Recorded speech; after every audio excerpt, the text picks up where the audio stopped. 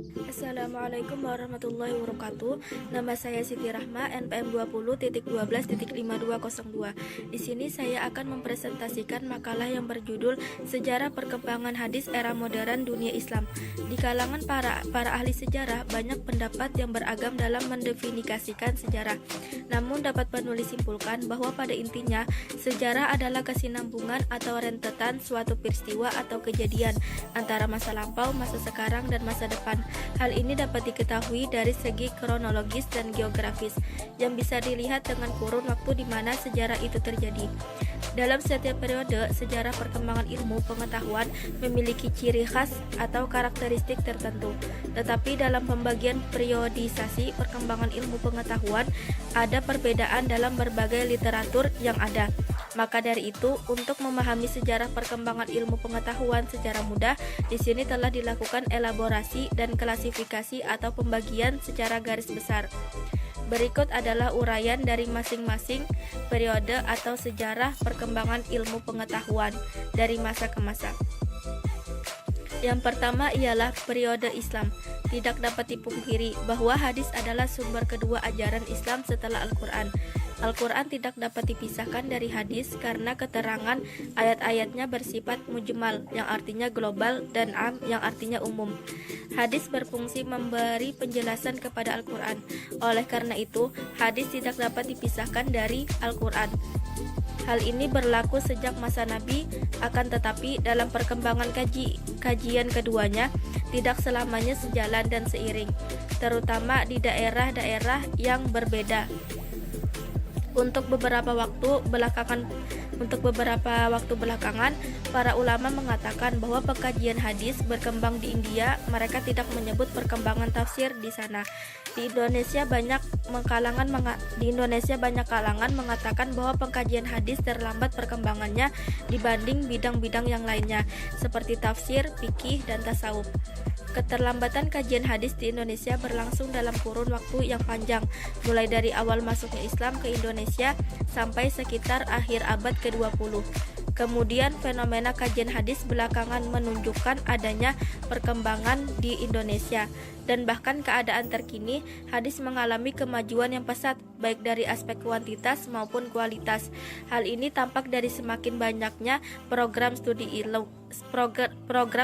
ilmu di berbagai UIN atau IAIN di Indonesia, kurikulum dan silabusnya, serta berkembangnya judul-judul skripsi, tesis disertai dengan buku-buku dan diterbitkan tidak lagi bersifat konvensional tetapi sudah menemukan terobosan-terobosan baru dengan materi yang segar, filosofis dan sosiologis, khususnya setelah tahun 2000-an.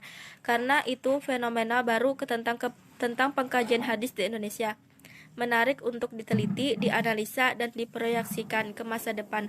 Berdasarkan sejarah perkembangan ilmu-ilmu hadis secara umum, sejak abad ke-10 Hijriah sampai abad ke-14 Hijriah, ijtihad dalam masalah tersebut tidak di atas terhenti dan tidak ada usaha untuk mengembangkannya, kecuali ada beberapa kitab ilmu-ilmu hadis dalam bentuk syair yang merupakan susunan ulang dan syarahan tanpa ada pengembangan.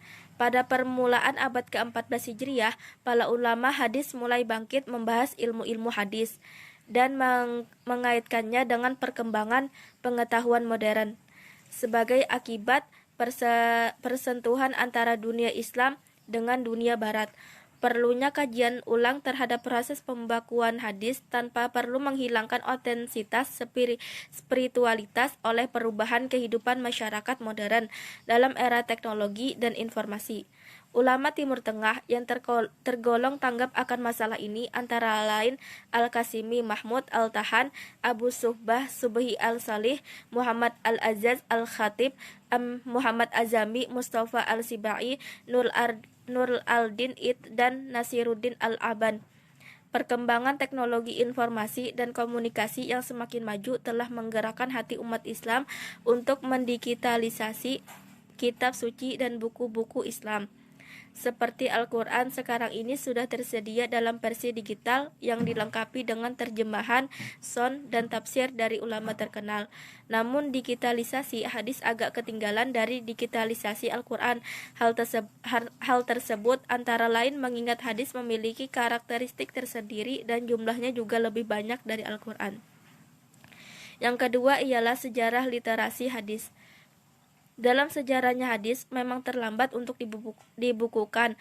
Para ahli sejarah mencatat hadis baru seabad lebih kemudian dibukukan. Selama itulah hadis bertebaran di masyarakat Islam dan umumnya dilestarikan hanya dalam bentuk hafalan saja. Setidaknya dalam proses historiografinya, hadis mengalami beberapa periode. Dalam periode keterpeliharaan dalam hafalan hingga periode dibukukannya hadis tersebut. Pertama adalah periode keterpeliharaan hadis dalam hafalan yang berlangsung pada abad 1 Hijriah. Kedua, periode pentadwinan hadis yang masih bercampur antara hadis dengan fatwa sahabat dan tabi'in yang berlangsung pada abad kedua Hijriah. Ketiga, periode pentadwinan dengan memisahkan hadis dari fatwa sahabat tabi'in berlangsung sejak abad ke-3 Hijriah. Keempat, periode seleksi kesahihan hadis. Dan kelima, periode pentadwinan hadis tahzib dengan sistematika penggabungan dan penyerahan yang berlangsung semenjak abad ke-4 Hijriah. Keenam, masa pembersihan penyusunan dari awal abad ke-4 sampai jatuhnya kota Baghdad tahun 656 Hijriah. Terakhir, ketujuh, masa pensyarahan dan pentakhrijan dan pembahasan hadis dimulai tahun 656 Hijriah sampai sekarang. Pada masa Khalifah Umar bin Khattab sebenarnya sudah terpikir untuk membukukan hadis, tetapi setelah sebulan beristikharah ia pun membatalkan niatnya dengan alasan kekhawatiran akan bercampurnya Al-Quran dengan hadis. Kemudian pada masa tabi'in banyak muncul hadis-hadis palsu di mana awal munculnya dikaitkan dengan peristiwa politik yang sering disebut sebagai Fitnatul Kubro yang diawali dengan terbunuhnya Khalifah Utsman bin Affan, sehingga berimplikasi pada perpecahan umat Islam menjadi beberapa golongan seperti Khawarij, Murji'ah dan lain sebagainya. Dalam situasi yang cukup rumit ini, setiap golongan menggunakan dalil-dalil yang dinisbatkan kepada Nabi untuk mendukung kelompoknya. Kondisi inilah yang menyebabkan kebutuhan dan kodifikasi dan menyeleksi hadis semakin dirasakan, karena jika tidak segera diambil tindakan kodifikasi hadis, akan semakin banyak hadis palsu bercampur dengan hadis. Jadi kesimpulannya ialah perkembangan ilmu sesungguhnya tidak bisa dilepaskan dari rasa keingintahuan yang besar, diiringi dengan usaha-usaha yang sungguh-sungguh melalui penalaran, percobaan, dan penyempurnaan, dan berani mengambil resiko tinggi, sehingga menghasilkan penemuan-penemuan yang bermanfaat bagi suatu generasi dan menjadi acuan pertimbangan bagi generasi selanjutnya untuk mengoreksi, menyempurnakan, mengembangkan dan menemukan penemuan selanjutnya.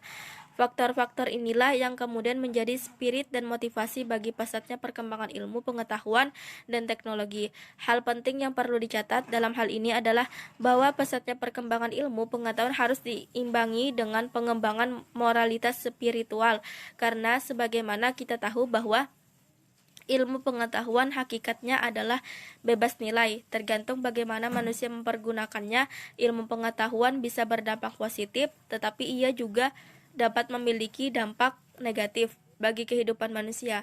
Dampak positifnya adalah dapat semakin mempermudah dan memberikan kenyamanan dalam kehidupan manusia.